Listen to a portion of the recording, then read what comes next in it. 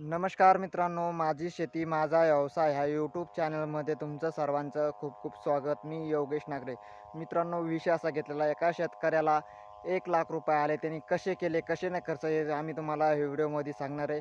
Video चांगला होणार आहे. व्हिडिओ शेवटपर्यंत बघा. मधात स्किप करू नका, मधात सोडून जाऊ नका, काही नका. मग मित्रांनो, आता आपण असं त्यांनी 1,00,000 आले, त्यांनी कसे खर्च केले, कसे नाही, आम्ही तुम्हाला सांगणार आहे. त्यांनी दारू नाही पेली, जुगार नाही खेळला, काही नाही, काहीच नाही. आणि तुम्ही म्हणसान सण शेतकरी काही सांगायला आला, त्या शेतकऱ्याची आपण मुलाखत बी घेणार आहे, त्यांनी कसे खर्च केले, कसे नाही.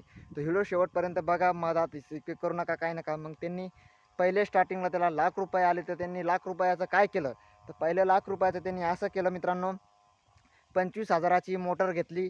ती बी लक्ष्मी कंपनीची घेतली, लक्ष्मी कंपनीची. आणि त्यांनी लक्ष्मी कंपनीची मोटर घेऊन आणि उरलेले ₹75,000, ₹75,000ची त्यांनी काही पाईपलाईन केलेली. JCBचा खर्च आणि याचा खर्च सगळा तुम्हाला आम्ही सांगतो. मित्रांनो, त्यांनी JCBचा खर्च म्हणजे त्यांनी 200 नाही, त्यांनी 25 छडी दाबली. 25 छडी दाबली. त्या 25 छडीचा झालेला आहे सगळा खर्च आलेला आहे, म्हणजे 75,000तून त्याचा खर्च, म्हणजे भाडं गिडं आणण्यासकट याच्यासकट तवरचे ₹5,000 सोडून द्या. राहिले 30,000. 30,000 गेले. 30,000तून राहिले 70,000. 70,000तले त्यांनी काय केलं, काही त्यांनी शेतीला खर्च लावला. म्हणजे कुठे बांधगिंड असला JCBने ते बांधगिंड भरून घेतले आणि काही पाईपलाईन केली. त्यांनी 25 छडी दाबली. त्यांनी 25 छडी दाबली. तर त्यांनी कशी कशी दाबली, म्हणजे त्यांनी काय केलेलं आहे मित्रांनो, 25 छडी दाबून त्यांनी उकरायचा खर्च, म्हणजे दाबण्याचा याचा असा झाला सगळा टोटल ₹30,000 खर्च झाला मित्रांनो. 30 आणि 30 60,000, राहिले किती 40,000. 40,000तून त्यांनी काय केलं, ₹10,000 आपले शेतीला घातले. म्हणजे कुठं झाडं गिडं पाडून गिडून घातले, झाडं गिडं पाडले, साफसफाई केली, अशी काही रानं खोल भाग होतं तर त्यांनी सवांग केलं. त्याच्यात गेले ₹20,000 मित्रांनो. राहिले किती, ₹20,000. 20,000तून मित्रांनो त्यांनी काय केलं, 20,000चा त्यांनी असा खर्च केला. टाटर आणलं, केबल आणलं, पाईप आणला, असे झाले ₹15,000 त्याचा खर्च गेला. राहिले किती, 5,000. 5,000तून त्यांनी काय केलं, तर 5,000तले त्यांनी असे केलं मित्रांनो, आपले शेतीला खत बी आणलेलं त्यांनी, हरभरा गहू पेरलेला, त्याला लागले ₹5,000.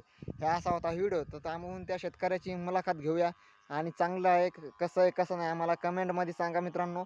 असेच आपल्याला व्हिडिओ नवीन दिसतील आपल्याकडे.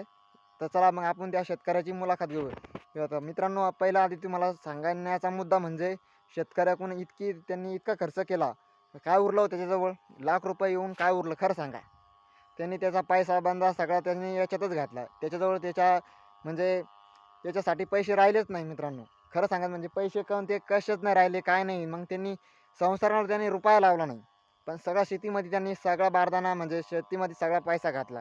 आणि लोक म्हणते शेतकऱ्याजवळ लय पैसा आहे. कशाचा पैसा हो शेतकऱ्याजवळ? खरं सांगा, शेतकऱ्याजवळ कशाचा पैसा आहे? कशाचाच पैसा नाही शेतकऱ्याजवळ. फक्त शौक, तेवढाच शौक राहतो, फक्त शेतीचा शौक करणं. आणि लोक म्हणतात, नोकरीवाले म्हणतात, अहो शेतकऱ्याजवळ लय पैसा राहतो भरमसाठ. काही खरं नाही शेतकऱ्याचं.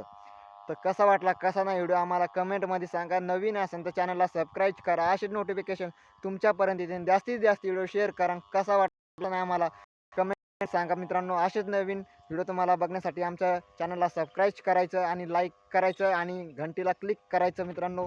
आणि इथेच थांबूया, भेटूया पुढच्या व्हिडिओमध्ये. तोपर्यंत राम राम सगळ्यांना. आणि कसा वाटला कसा नाही आम्हाला कमेंटमध्ये सांगा. असेच नवीन व्हिडिओ तुम्हाला बघण्यासाठी. जय जवान जय किसान मित्रांनो.